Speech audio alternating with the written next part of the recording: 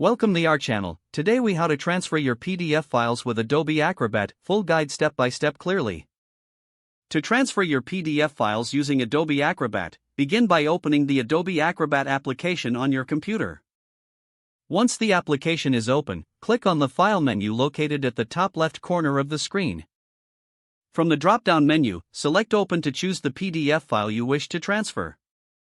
Navigate to the location where your PDF file is saved and double-click on the file to open it in Adobe Acrobat.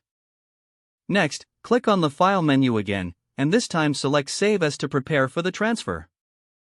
In the Save As dialog box, choose the destination where you want to save the transferred file. You can select a different folder or device, such as a USB drive or cloud storage. Rename the file if desired, but ensure it retains the .pdf extension.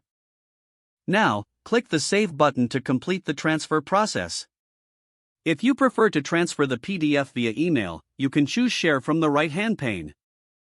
Select Send File to initiate the email transfer process.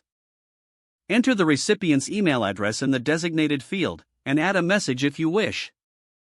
Next, click the Send button to email the PDF directly from Adobe Acrobat. For cloud storage transfers, click on Send for Review in the right-hand pane. Select your cloud storage option, such as Google Drive or Dropbox, and follow the prompts to upload your file. Your PDF file is now successfully transferred and accessible from the chosen destination.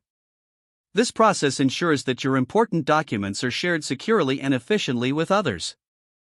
Now, you can close Adobe Acrobat when you're finished. Always remember to check the destination to ensure your file has transferred correctly. If the page does not load, refresh the browser or try again in a private or incognito window.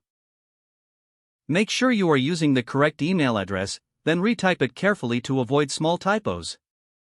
If your password is not accepted, use the Reset option and create a new strong password you can remember. Check your spam folder for verification or security emails, then complete any requested confirmation steps.